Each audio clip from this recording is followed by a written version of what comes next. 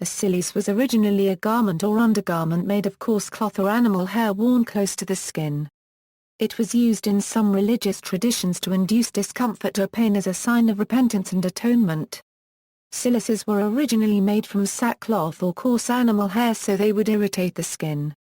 Other features were added to make cilices more uncomfortable, such as thin wires or twigs.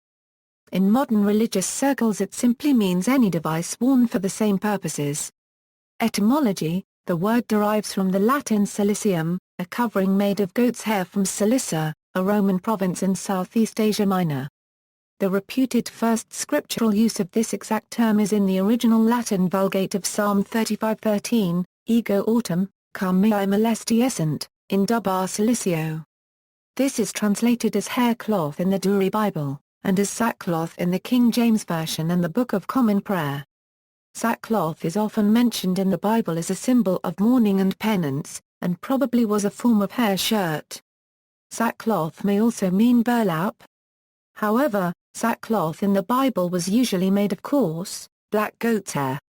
Usage: there is some evidence, based on analyses of both clothing represented in art and preserved skin imprint patterns at Attribution paragraph Ya1 in Turkey, that the usage of the cilice predates written history.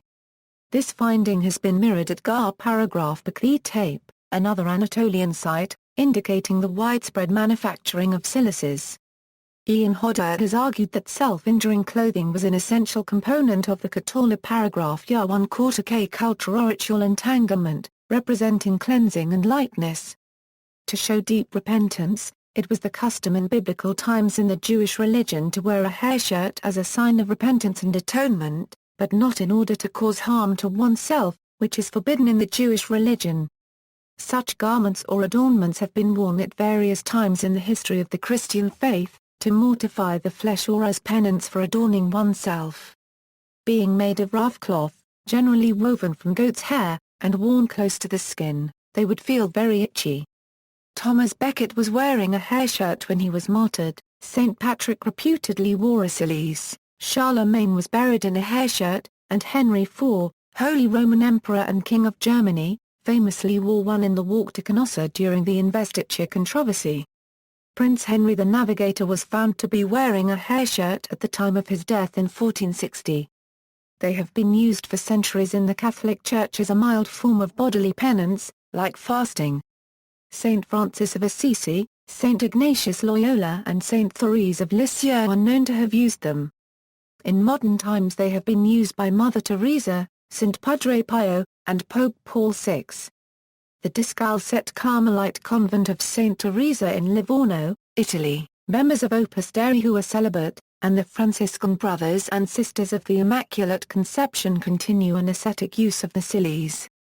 According to John Allen, an American Catholic writer, its practice in the Catholic Church is more widespread than many observers imagine.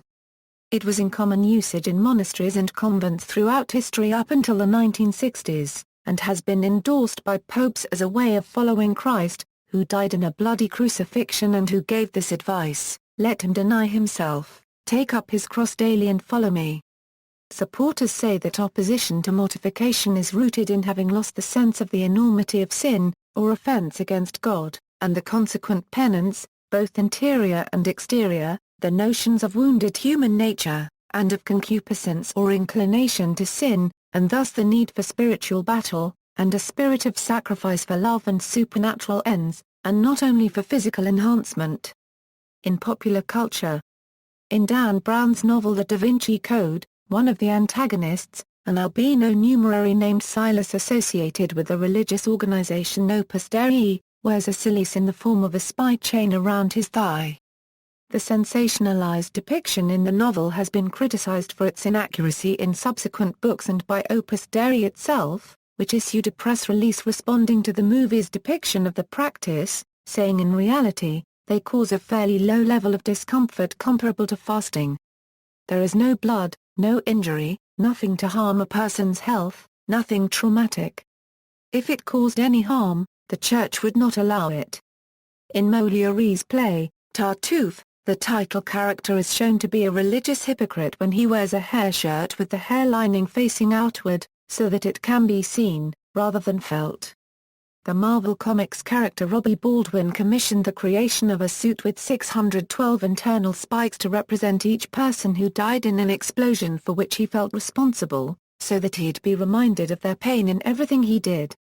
In the Black Dagger Brotherhood series by J. Ward, the character of XHEX wears a pair of Cilices with metal or stone spikes to help keep back her sympathy urges. In Gustave Flaubert's The Legend of Saint Julian the Hospitaller, Julian wears a hairshirt with iron spikes to do penance for his parricide. In Flannery O'Connor's novel Wise Blood, the protagonist Hazel Motes is discovered by his landlady to be wearing a barbed wire cilice around his torso after he has blinded himself. She also finds that he has been walking miles each day with small rocks and glass in the bottom of his shoes. In George R. R. Martin's series A Song of Ice and Fire, members of the militant branch of the Faith of the Seven known as Warriors' Sons and Poor Fellows commonly wear hairshirts. The High Septon appointed in a feast for crows known as the High Sparrow also wears one. In the USWGN America television series, Salem, Increase Mather is shown wearing a metal cilice in Season 1, Episodes 10 and 11. See also, Hessian, sackcloth, references.